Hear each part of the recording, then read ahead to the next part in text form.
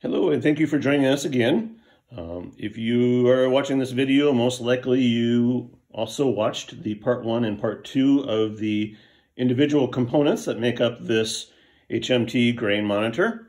And so in this video, I'm going to run you through some of the operation of this particular device. And so if you look at this device, notice that we have, you can't see it directly, but underneath there is our microcomputer, which we saw in part 1 and part 2. On top of that microcomputer is the terminal shield, which we saw in part 1 and part 2. And then finally, the touch screen on top of that. I have some wires connected here to the terminal shield, and then they run out and connect through a couple of connectors to the wires which connect to the sensors. And all of that is explained a little bit more in part 1 and part 2 of the components videos. So I'm going to assume then that you've already taken a look at those, maybe even sourced your components, maybe even built your device, and gone through the instructions and loaded the computer code.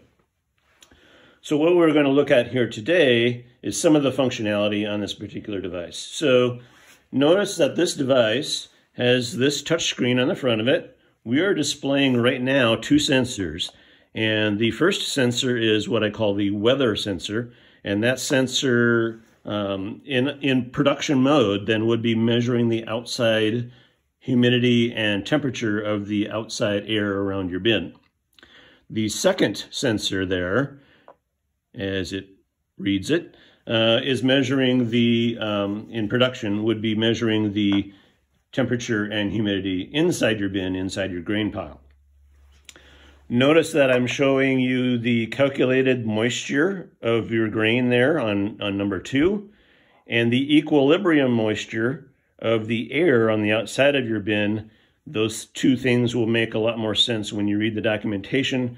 Basically, we're dealing with what's called equilibrium moisture. As you pull air through the bin, the grain inside the bin will take on a level of moisture that this particular device then calculates from the outside air. So if the outside air has more moisture in it than your grain has, your grain then will absorb some of that moisture. Similarly, if the outside air has less moisture than your grain has, as you pull air through the bin, then the air will then pull the air out of the grain inside of your bin. All right, so that's the 2 calculated moistures, one on the weather, one inside. If you had the Pro version, you'd actually have 3 inside of your bin. I have the temperature and then also the humidity, and those 2 values come from those 2 sensors. I have the temperature programmed in Fahrenheit at the moment, very easily converted to Celsius simply by tapping it. And if you look carefully now, we have a Celsius number. And tap it again, should go back to Fahrenheit. So depending upon whether you're in the US using Fahrenheit or if you're in some other country using Celsius, this device can work for you that way as well. This device handles a number of different grains. Notice right here I have corn. So it is making all of its calculations based upon corn. Now, the equilibrium moisture that I mentioned a little bit ago is different for every grain out there. Even amongst different hybrids of corn, it can be a little bit different. So this device handles a lot of different grains, and one of the ways to see what grains it can support is read the documentation, of course, but also if I carefully touch the corn piece, oops, I touched the wrong thing there. Let me exit out of that. If I touch corn, notice now that I am on rice, so long grain rice, and it's making calculations for long grain rice. The whole list of grains is available inside the documentation, so read that as well. All right, so the next thing I wanted to show you was something I accidentally touched here the first time, was very top here at the, basically what I'm calling the title bar on the device. So at the very top, if I touch that, that's where we would enable the Pro version. So if we purchase and install the Pro chip, Pro enablement chip, and install that. You'll notice, I don't know if you can see it in the video, but I have one here. It's actually connected. If I did not have that connected, I purchased one and I want to install it, I would go to that screen, and there's a little process you go through where you set different numbers and so forth.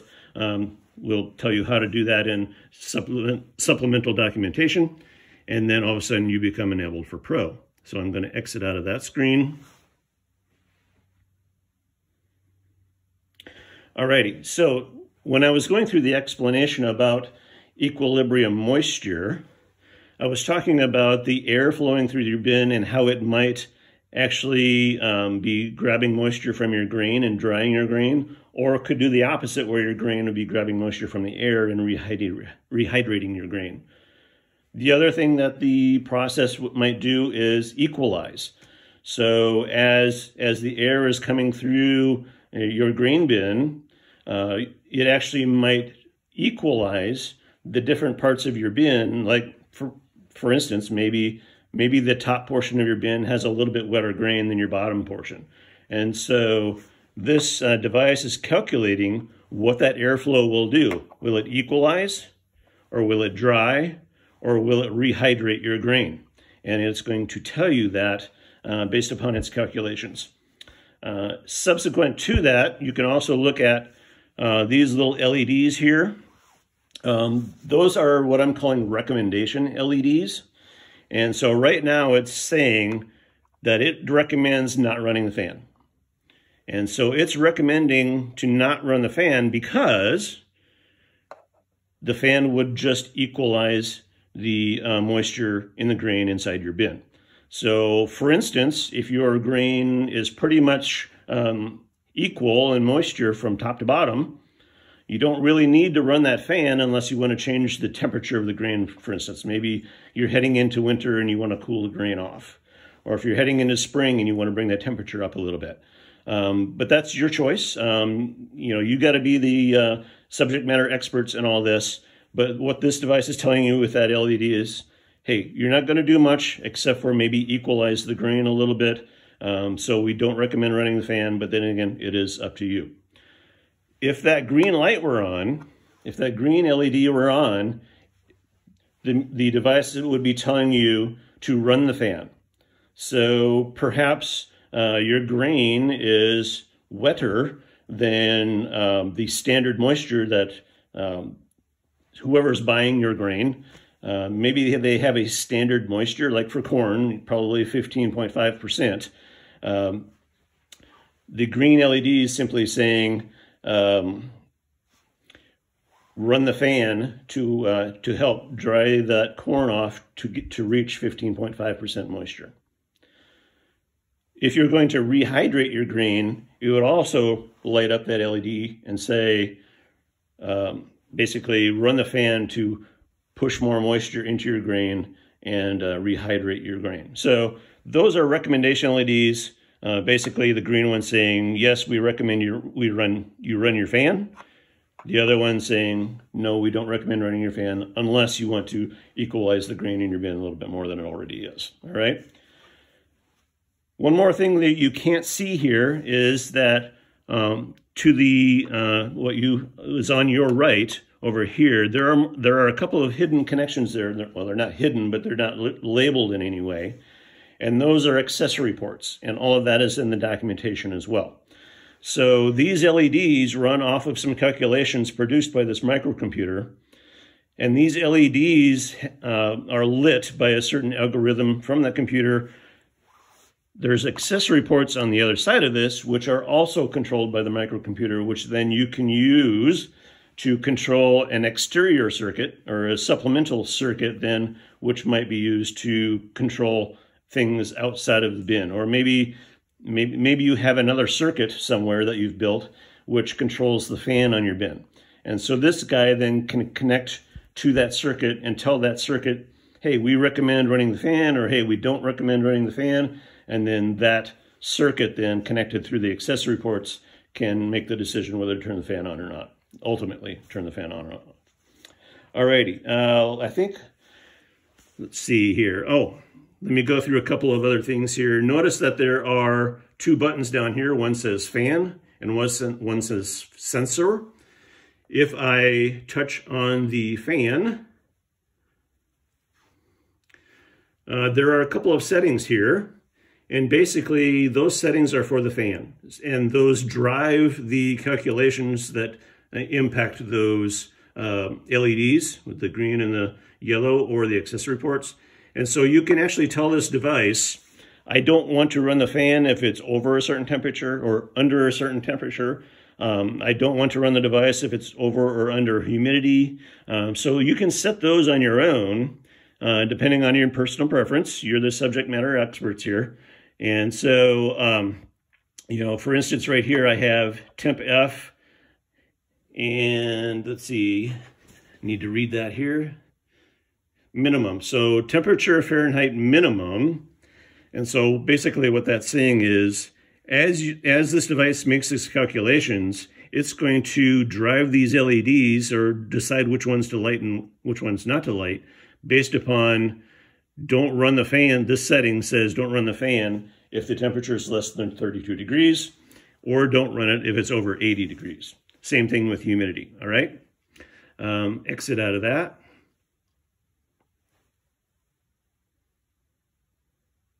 And the other button called sensor, let me jump into there. Okay, on the sensors, here's a little tip for the sensors. Calibrate these guys often. And when I say often, I mean at least no less than once a year.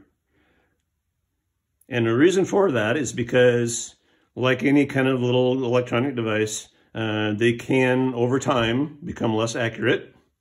And these guys are no exception. Like all sensors, they will drift over time, and especially on the humidity side. The temperature usually doesn't drift as much as the humidity. So we need to worry more about the humidity. And to just make the point, the temperature and humidity as detected by these sensors is extremely important in the calculations that our device makes, all right? So calibrate them very, very often. All right, so, and here's our calibration screen.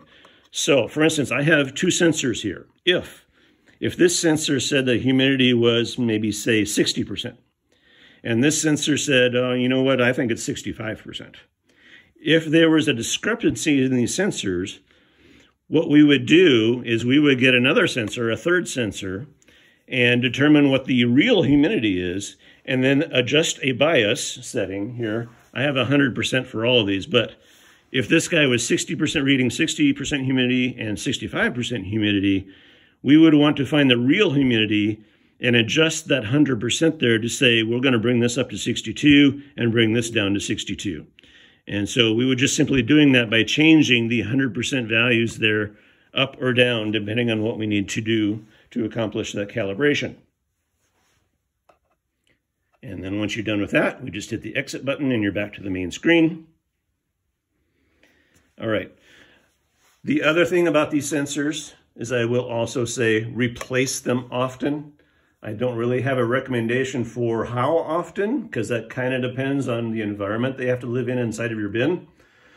But as I said, they do drift over time, and they can drift to the point where then your calculations will be off on the microcomputer.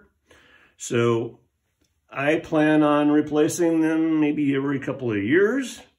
They're not all that expensive, especially when we talk about the value that we get out of this whole device, where we can actually make more money by not over drying our grain, or make more money by maybe rehydrating our grain a little bit. So for the value that these guys give you and the information you need to manage your grain storage, they are very inexpensive, and I highly recommend you replace them very often, all right? The last thing here, you're probably seeing this little guy down here. This is my battery pack. I've done a little bit of testing on power supplies for this device, and normally I would run a 110 circuit out to whatever location I'm using to install this guy, and then use a basically a battery or maybe like a cell phone charger. If you have like an iPhone or a Google phone, you know, you are using a plug into the 110, or if you're in somewhere else in the world, 220 circuit, and then that is changing the voltage down to 5 volts through the USB cable. But for this demonstration, I wanted to show you that you can also run this through a battery pack. So this little battery pack has USB connections on it. It's pushing out basically 5 volts into the device and running the device. A battery pack like that will actually run that device for the better part of like a day or two. And so if you want to make this guy portable, maybe for instance you put sensors inside of your bin, but then what you want to do then is make this guy, the actual microcomputer, portable and go to each of your bins individually just to get a read at maybe every couple of days or a couple of weeks or whatever. Hook it to a battery pack and carry it around with you. That's completely feasible, completely doable. But if you're going to make these guys a little bit more permanent, if you're going to make this guy a little bit more permanent, just simply use something like a cell phone charger that outputs to a USB cable and goes directly into the device. All right. And I think I'm going to end the video here. As a parting message, I will just simply say thanks for joining us. Let us know your experience in using and creating the device. After you order and receive all of the individual components and assemble them, load the computer code that we give you, maybe even purchase the Pro version as well. Let us know your experience. We would love to hear about your experience or any improvements that you might have. Maybe you have some ideas for improving the device itself. We would love to hear that. We would probably even incorporate some of those ideas into the device itself. Love to have those ideas. So thank you very much, and we'll talk to you again soon. Thanks.